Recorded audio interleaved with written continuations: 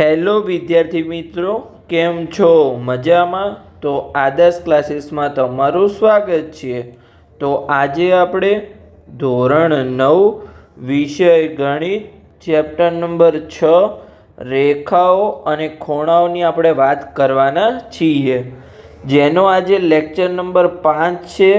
આ લેક્ચરમાં આપણે સ્વાધ્યાય 6.1ના બાકી રહેલા બંને દાખલા એટલે કે પ્રશ્ન નંબર 5 અને પ્રશ્ન નંબર 6ની વાત કરીશું. તો આગળના લેક્ચર એટલે કે લેક્ચર નંબર 4 સુધી આપણે સ્વાધ્યાય 6.1ના પ્રશ્ન નંબર 4ની વાત કરી હતી. તો ચલો આપણે આગળથી આજે શરૂઆત કરીએ એટલે કે પ્રશ્ન નંબર 5થી. તો પહેલાં આપણે એની રકમ વાંચીએ અને પછી આપણે એનો ઉકેલ મેળવવાનો પ્રયત્ન કરીએ. તો પ્રશ્ન નંબર 5 એમાં આપણને શું આપેલું છે કે આકૃતિ 6.17માં એટલે કે તમારી બુકમાં પણ આપેલી છે અને અહીંયા મેં દોરવાનો પ્રયત્ન પણ કર્યો છે, જેમાં આપણને રકમમાં આગળ આપ્યું છે કે POQ રેખા છે. તમને અહીંયા દેખાય છે આ POQ એક રેખા છે, નીચે તમને દેખાય છે ઓકે. પછી જે કિરણ OR છે એટલે કે કિરણ OR છે એ રેખા PQ ને લંબ છે. તમને એ પણ દેખાય છે કે જે આપણું આ OR કિરણ છે અહીંયા જે PQ રેખા છે એને લંબ છે એટલે કે 90 અંશના ખૂણે આપેલું છે ઓકે. પછી જે કિરણ OP અને OR વચ્ચે અન્ય એક કિરણ OS આવેલ છે, તમને અહીંયા દેખાય છે કે જે આપણું આ કિરણ OP છે અને કિરણ OR છે એની વચ્ચે આપણે કિરણ આવેલું છે જેનું નામ છે કિરણ OS ઓકે. તો આપણે સાબિત શું કરવાનું છે કે સાબિત કરો કે ખૂણો ROS બરાબર 1/2 કૌંસમાં ખૂણો QOS માઇનસ ખૂણો POS આ આપણે સાબિત કરવાનું છે. તો હવે આપણે સાબિત કેવી રીતે કરીશું? તો અહીંયા તો સૌપ્રથમ તો જુઓ, આપણો અહીંયા ખૂણો આપેલો છે કે જે આ ખૂણો છે એટલે કે જે આપણું કિરણ OR હતું એ આપણે જે PQ ને લંબ હતું એટલે કે આ ખૂણો આપણો 90 અંશનો હતો. કયો ખૂણો? QOR આપણો 90 અંશનો હતો. તો આ સાઈડ પણ આપણો ખૂણો 90 અંશનો બનશે, કેમ કે આ શું છે બંને રેખિક જોડના ખૂણા છે. જે આપણું OR કિરણ છે એના દ્વારા બે રેખિક જોડના ખૂણા બને છે. જો એક 90 અંશનો હોય તો આ સાઈડ પણ 90 અંશનો ખૂણો હશે. તમને સમજણ પડી ગઈ? તો પહેલાં તો ચલો આપણે એ લખી દઈએ કે બંને ખૂણા આપણા 90 અંશના છે, પછી આપણે આગળની ગણતરી કરીએ અને આપણે જવાબ મેળવવાનો પ્રયત્ન કરીએ. તો ચલો આપણે લખી દઈએ ઓકે. તો કે કિરણ OR રેખા PQ ને લંબ છે. લંબ હોય તો આપણા બે ખૂણા 90 ના બને. એક ખૂણો આપણો બનશે અહીંયા QOR અને એક ખૂણો બનશે આપણો POR, બંને આપણા 90 અંશના બનશે. તો ચલો આપણે લખી દઈએ અહીંયા કે માટે ખૂણો QOR બરાબર ખૂણો POR બરાબર અહીંયા 90 અંશનો ખૂણો બનશે ઓકે. હવે અહીંયા જો તમને એક વસ્તુ દેખાડું કે અહીંયા આપણા બે આસન કોણને આપણે જોડો બનાવ્યું છે, એના આધારે સિમ્પલી આપણને જવાબ મળી જશે. તો પહેલાં તો તમને બતાવું કે આસન કોણની આપણી એક જોડ કઈ છે. તો તમને અહીંયા દેખાય છે કે ખૂણો QOR અને ખૂણો ROS આ બંને કેવા છે? આસન કોણ છે. કેમ કે બંને ખૂણામાં જે આ OR છે એ શું છે આપણું અહીંયા સામાન્ય ભુજ છે. તો આપણે એમાં જે બંને ખૂણાનો સરવાળો જેમ કે આપણે QOS કરીએ તો આપણે બંને ખૂણાના સરવાળા જેટલું QOS થશે, કેમ કે એમાં મોટો ખૂણો છે એ રહ્યો, એમાં એની અંદર બંને ખૂણા આવે છે. તો આપણે લખી શકીએ. તો ચલો આપણે લખી દઈએ અહીંયા. હવે તમને સમજણ પડી ગઈ હશે અને સમજણ નહીં પડી હોય તો લખીશ ત્યારે તમને સમજણ પડી જશે. તો ચલો હું તમને લખીને બતાવું છું કે જે આપણો ખૂણો છે, ખૂણો QOR અને ખૂણો QOS આસન્ન કોણ છે. આસન્ન કોણ છે કેમ કે એમાં શું છે એક આપણું સામાન્ય ભુજ આવે છે. આપણે લખી દઈએ કે જેમાં કિરણ OR સામાન્ય ભુજ છે. સામાન્ય ભુજ છે. સામાન્ય ભુજ એટલે કે બંને ખૂણામાં આવતું હોય એવું. જો તમને અહીંયા બતાવું કે ખૂણો QOR આમાં પણ આપણું OR કિરણ આવે છે અને ખૂણો ROS એમાં પણ આપણું અહીંયા OR કિરણ આવે છે એટલે કે એ આપણું સામાન્ય ભુજ છે, એટલે જ આ બંને ખૂણો આસન કોણ બને. આસન કોણ ક્યારે બને કે બંનેમાં એક કિરણ તમારું સામાન્ય હોવું જોઈએ. સમજણ પડી ગઈ. હવે જો આપણો જે મોટો ખૂણો છે, જે મુખ્ય ખૂણો છે QOS, તો એને એક કયા બે ખૂણાના સરવાળાથી બનશે? તો જે આસન કોણવાળા ખૂણા છે એના સરવાળાથી બનશે. તો આપણે લખી શકીએ. તો ચલો આપણે લખી દઈએ કે અહીંયા ખૂણો QOS જે એની અંદર જે આવેલા જે આસન કોણના ખૂણા હતા એ બંનેના સરવાળાથી બનશે. એટલે કે અહીંયા ખૂણો QOR પ્લસ અહીંયા ખૂણો ROS. સોરી, અહીંયા આપણું QS નહીં, અહીંયા ROS આવશે. આપણે આસન કોણ છે એમાં આપણું ROS આવશે. સોરી, અહીંયા મારી મિસ્ટેક થઈ ગઈ હતી. આ તો મારી નજર પડી ગઈ તો મને યાદ આવી ગયું કે અહીંયા QSની જગ્યાએ ROS આવશે, કેમ કે અહીંયા મેં સરવાળો જોયો ને પછી મારી ઉપર નજર પડી ગઈ. તો આવી તમારે ભૂલ હોય તો તમારે કોમેન્ટ બોક્સમાં લખી દેવાનું છે. કદાચ મારી ભૂલ તો નહીં જ થાય, પણ કદાચ ભૂલથી પણ ભૂલ થઈ જાય તો તમારે લખી દેવાનું છે. ઓકે, તો હવે જો અહીંયા જે આપણો આ ખૂણો છે, જે QOS છે એનું માપ આપણને ખબર નથી, ROSનું માપ આપણને ખબર નથી, પણ QRનું માપ આપણને ખબર છે. કેવી રીતે ખબર છે? ચલો હું તમને બતાવું કે જો આપણું આ QOR છે, ચલો હું તમને પેનથી બતાવું. આ QOR આપણું કેટલું છે? અહીંયા 90° માપ છે. તો આપણે એ માપ લખી શકીએ? તો કે હા, લખી શકીએ. તો જે QR છે એની જગ્યાએ આપણે માપ અંદર મૂકી દઈએ અને બીજા ખૂણા આપણે એમને એમ લખી દઈએ કે ખૂણો QOS બરાબર QRનું માપ આપણને ખબર છે અહીંયા 90° અને ખૂણો ROS. હવે આને આપણે અહીંયા સમીકરણ નંબર 1 નામ આપી દઈએ. સમજણ પડી ગઈ? ઓકે, આપણું સમીકરણ નંબર 1 બની ગયું. હવે આપણે આવનું બીજું સમીકરણ 2 બનાવીશું અને એના આધારે આપણે સિમ્પલ જે આપણે સાબિત કરવાનું છે આપણને મળી જશે. તો ચલો આપણે બનાવીએ. હવે બીજું સમીકરણ કેવી રીતે બનાવીશું? અહીંયા તમને એક ખૂણો દેખાય છે જે આપણો બીજો 90°નો ખૂણો છે, અહીંયા POR. એની અંદર બીજા બે ખૂણા તમને દેખાય છે? તો કે હા, દેખાય છે. POS અને ખૂણો ROS. આ બંને ખૂણા કેવા છે? આસન કોણ છે, કેમ કે એમાં જે OS કિરણ છે આપણું સામાન્ય કિરણ છે. તો જે આપણો મુખ્ય ખૂણો છે POR એ આ બંને ખૂણાના સરવાળા જેટલો હશે. તો ચલો આપણે લખી શકીએ? તો કે હા, લખી શકીએ. તો ચલો આપણે સ્ટેપ બાય સ્ટેપ લખી દઈએ. તો પહેલાં તો અહીંયા આપણા જે આસન કોણ કયા કયા છે? POS અને ખૂણો ROS. તો ચલો લખી દઈએ. ખૂણો અહીંયા આપણે નીચે લખી દઈએ કે ખૂણો POS અને ખૂણો ROS આસન કોણ છે, આસન કોણ છે. અને એમાં સામાન્ય કિરણ કયું છે?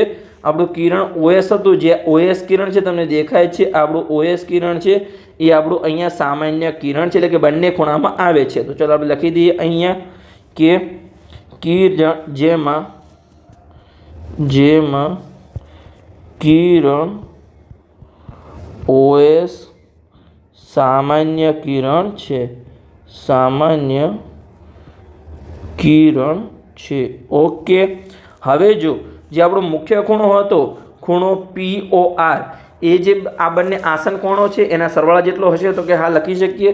તો કે POR બરાબર શું થશે? POS પ્લસ ખૂણો ROS. તો ચલો લખી દઈએ કે માટે જે આપણો મુખ્ય ખૂણો છે ખૂણો POR એ બંને ખૂણા જે આસન કોણ હતા POS અને ખૂણો ROSના સરવાળા જેટલો હશે.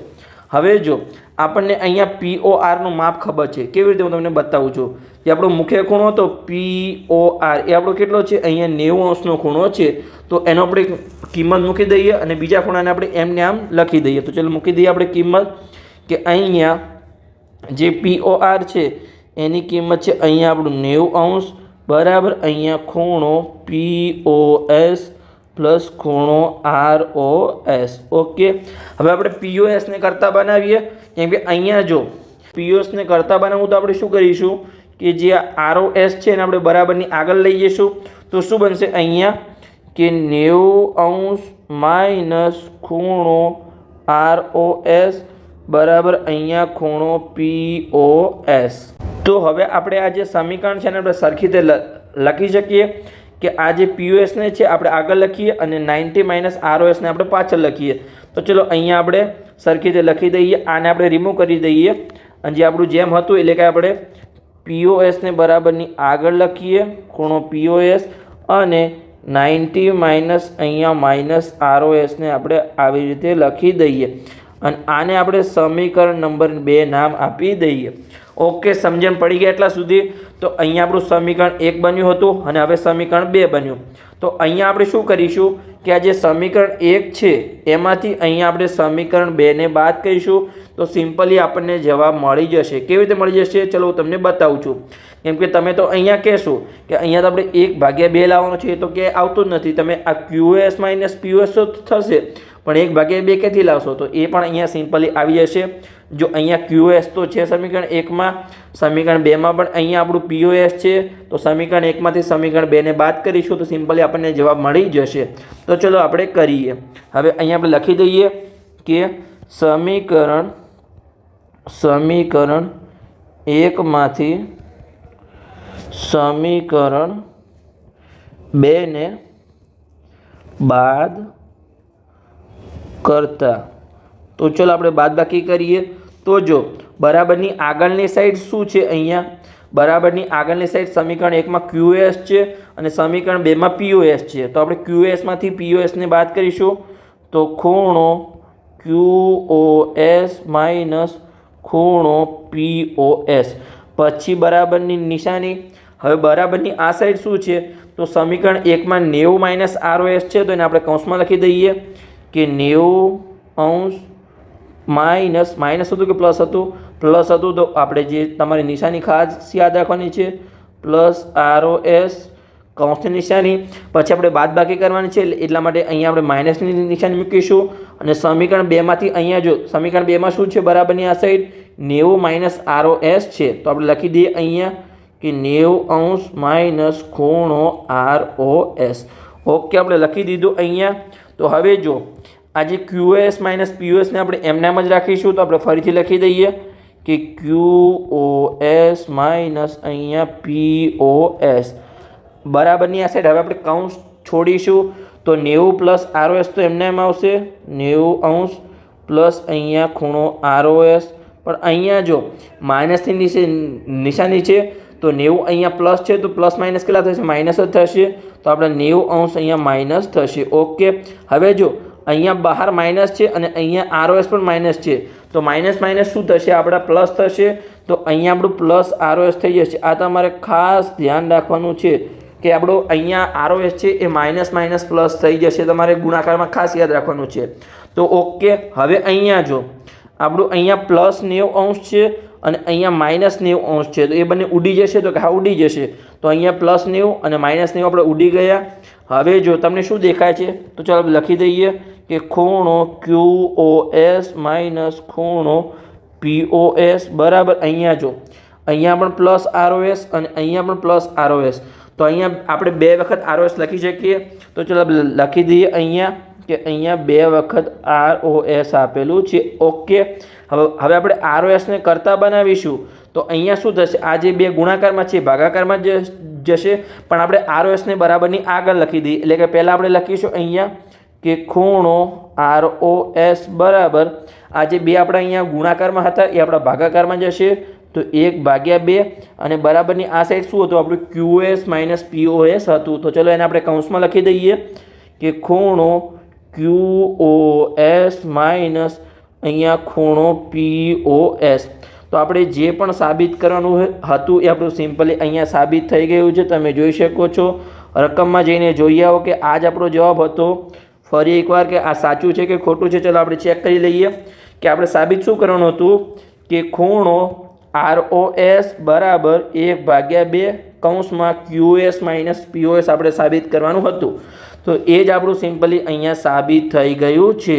ઓકે, તો બસ આટલો સિમ્પલી દાખલો હતો, પણ તમારે સ્ટેપ બાય સ્ટેપ સમજતા જવાનું છે. આ દાખલો થોડો ડિફિકલ્ટ છે, એટલે તમે આને ફરીવાર જોજો. એકવાર ગણતરી કર્યા પછી એકવાર તમે જોઈને ગણતરી કરો, બીજી વાર તમે જાતે ગણતરી કરો. સમજણ ના પડે તો ફરીથી લેક્ચરને રિપીટ કરો તો તમને સંપૂર્ણ આઈડિયા આવી જશે.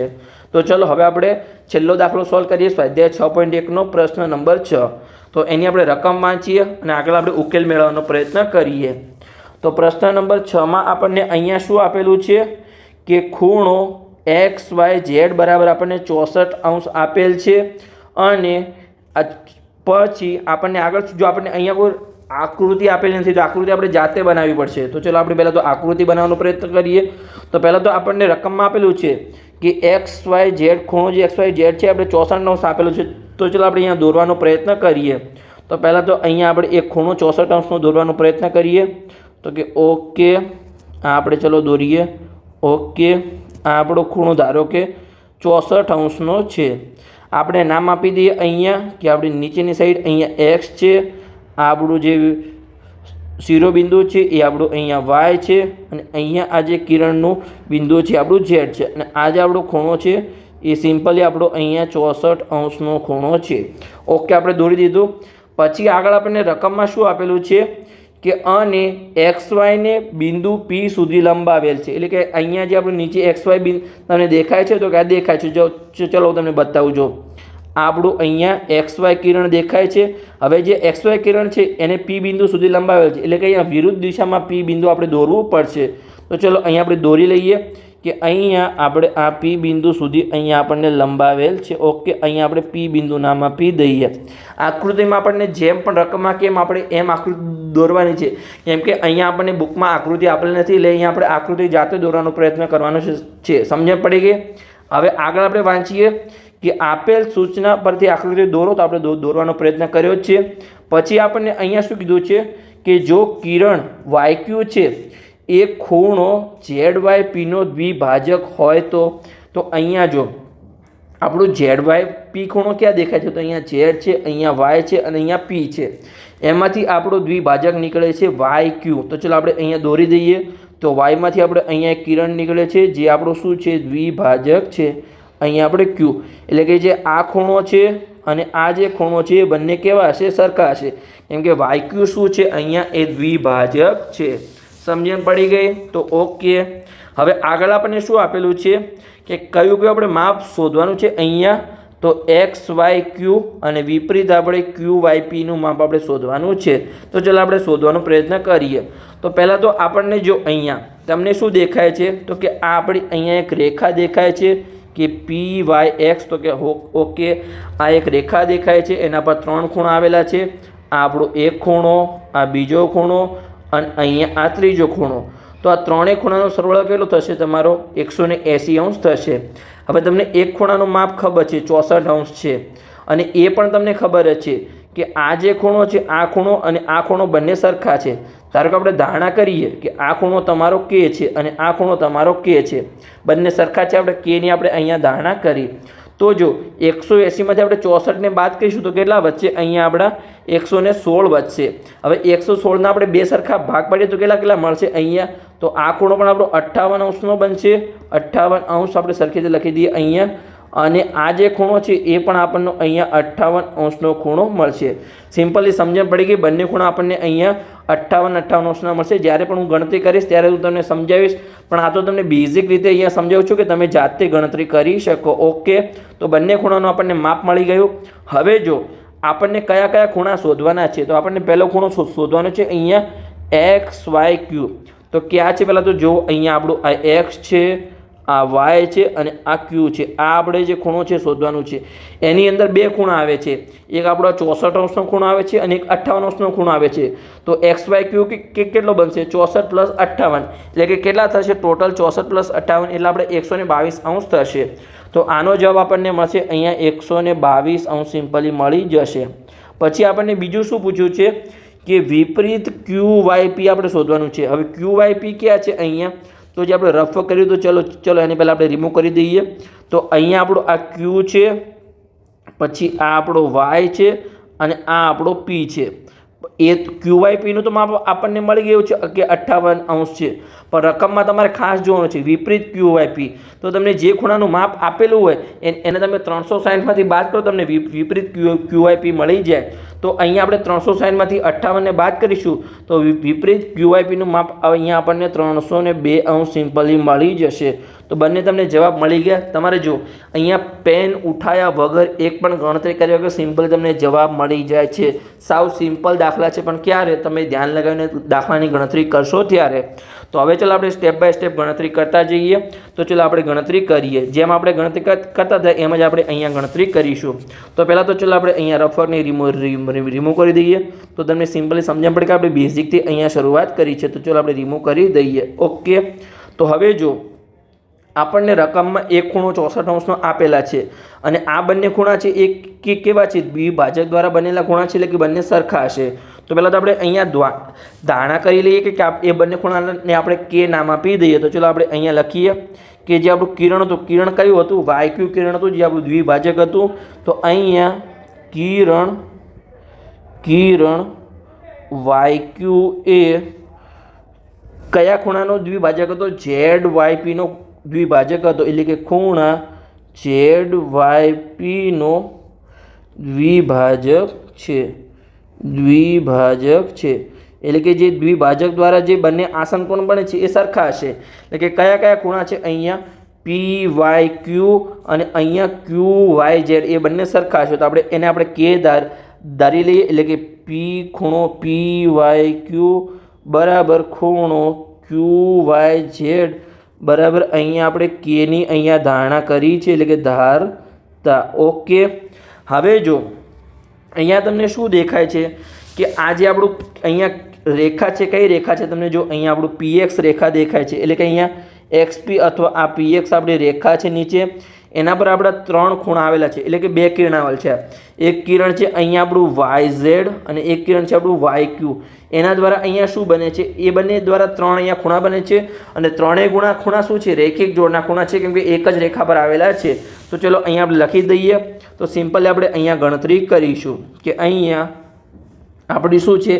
XP આપણે રેખા કહીએ અહીંયા. તો કે રેખા XP પર કિરણ YQ અને બીજું કિરણ કયું હતું? YZ હતું.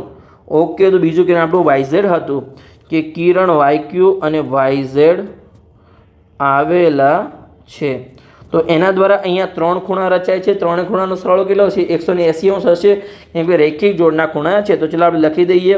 તો પહેલો ખૂણો બનશે અહીંયા આપણો XYZ, જે આપણો 64° છે. તો ચાલો આપણે લખી દઈએ અહીંયા ખૂણો XYZ પ્લસ આપણો બીજો ખૂણો કયો છે? અહીંયા ખૂણો ZYQ, જે આપણો વચ્ચેનો ખૂણો છે. ચલો તમને બતાવું. આ પહેલો ખૂણો છે XYZ, બીજો ખૂણો છે ZYQ.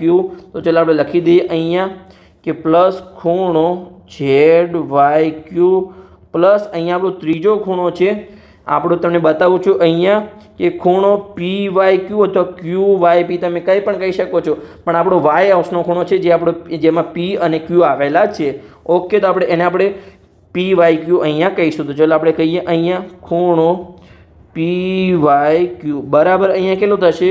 180° થશે, કેમ કે ત્રણેય ખૂણા એક રેખા પર આવેલા છે અને એમાં 2 કિરણ દ્વારા રચાતા ખૂણા છે. તો ત્રણેય ખૂણાનો સરવાળો 180° થશે. તો આપણે કૌંસમાં ચલો લખી દઈએ અહીંયા કે રૈખિક જોડના ખૂણા છે. અહીંયા રૈખિક જોડના ખૂણા, અથવા તમે રૈખિક જોડ એકલું પણ લખો તો ચાલશે. રૈખિક જોડના ખૂણા છે. હવે જો તમને અહીંયા ખૂણા XYZ નું માપ તો ખબર છે, કેટલું છે તમે જાતે જ બોલો. રકમમાં પણ આપેલું હતું અને અહીંયા આપણે લખ્યું પણ છે 64° છે, તમને ખબર છે. તો ચાલો આપણે એનું માપ અહીંયા લખી દઈએ કે આપણું કેટલું છે? અહીંયા 64° છે. હવે આ બંને ખૂણા છે જે ZYQ અને આપણો PYQ, અહીંયા જો PYQ અને આ આપણો QYZ છે, એ જ આપણો ZYQ છે. તમે એને ZYQ કહો કે QYZ કહો, બંને સરખા જ છે. તો આપણે બંનેની ધારણા અહીંયા કે કરી દઈએ. તો બંને ખૂણાની જગ્યાએ આપણે કે લખી દઈએ અહીંયા કે, અને અહીંયા પણ પ્લસમાં કે બરાબર અહીંયા 180° આપણને મળશે. હવે આ 64ને આપણે બરાબરની પેલી સાઈડ લઈ જઈએ અને આ સાઈડ આપણે કે પ્લસ કે શું થશે? અહીંયા 2K થશે. તો 2K બરાબર 180° માઇનસ સિમ્પલી 64°. તો 2K બરાબર અહીંયા 180માંથી 64 જશે તો કેટલા વધશે? સિમ્પલી અહીંયા આપણે 116° વધશે. તો 116°, કેને આપણે કરતા બનાવીએ તો 116° ભાગ્યા અહીંયા 2 થશે. તો સિમ્પલી આપણને અહીંયા કેની કિંમત કેટલી મળી? અહીંયા આપણને 58° મળી. તો હવે કે આપણું શું છે? અહીંયા બંને ખૂણા છે. કયા કયા ખૂણા છે? PYQ અને QYZ. તો ચાલો આપણે લખી દઈએ અહીંયા કે ખૂણો PYQ બરાબર ખૂણો QYZ બરાબર કે બરાબર અહીંયા આપણું 58° આપણને અહીંયા માપ મળ્યું. તો અહીંયા આપણને સિમ્પલી બે ખૂણાના માપ મળી ગયા. હવે આપણે રકમમાં જોઈએ કે આપણે શોધવાનું શું હતું. આપણે ત્રણેય ખૂણાના માપ મળી ગયા. આપણું 64 છે, આ વચ્ચેનો ખૂણો છે એ આપણો 58° છે. આપણે ડાયરેક્ટ પણ શોધ્યું હતું અને આપણે હવે ગણતરી કરીને પણ આપણે સિમ્પલી શોધ્યું. આપણે આપણો 58° ખૂણો છે. ઓકે, આપણને ત્રણેય ખૂણાના માપ મળી ગયા જે એક જ રેખા પર આવેલા છે.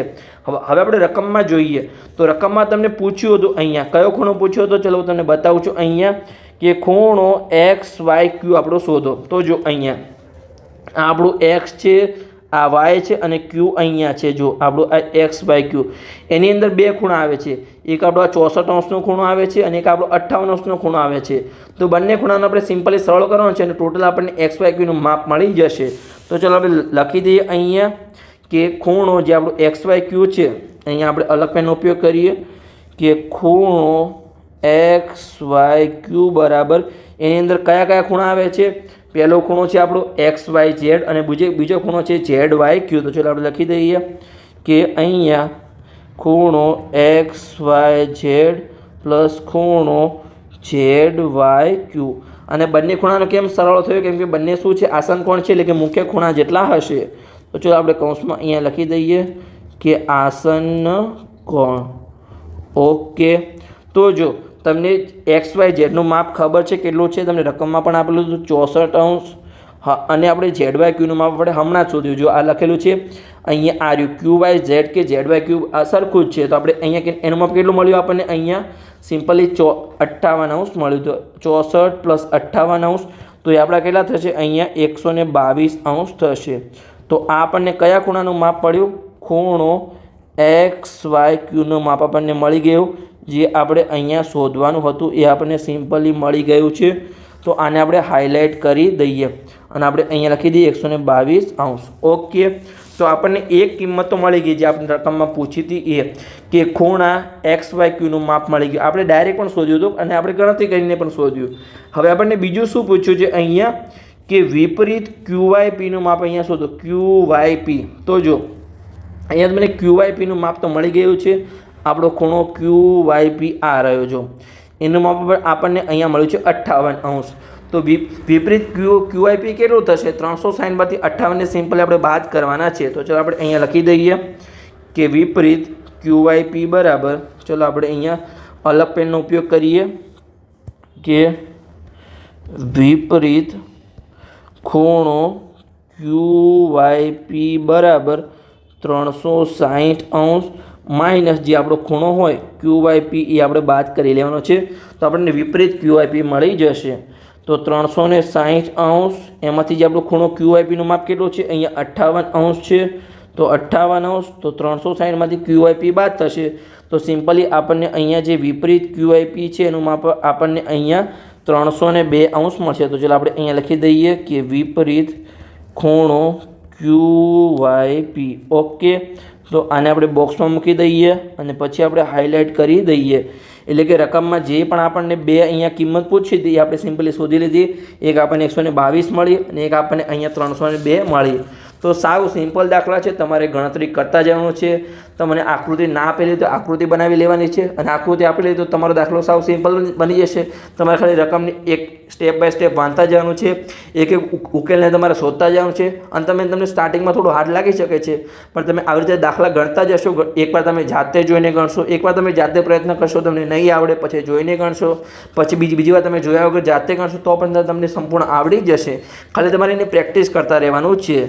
તો બસ, લેક્ચર સારો લાગ્યો હોય તો ચેનલને સબસ્ક્રાઈબ કરો અને તમારા મિત્રોને પણ વિડીયો શેર કરો તો એમને પણ સરળ ભાષામાં ગણિત શીખવા મળે. તો આની સાથે અહીંયા આપણું સ્વાધ્યાય 6.1 સંપૂર્ણ પૂર્ણ થઈ ગયું. આપણે 6 દાખલા ગણ્યા, બે દાખલા કરીને આપણે 3 લેક્ચરમાં અહીંયા સ્વાધ્યાય 6.1 પૂર્ણ કર્યું.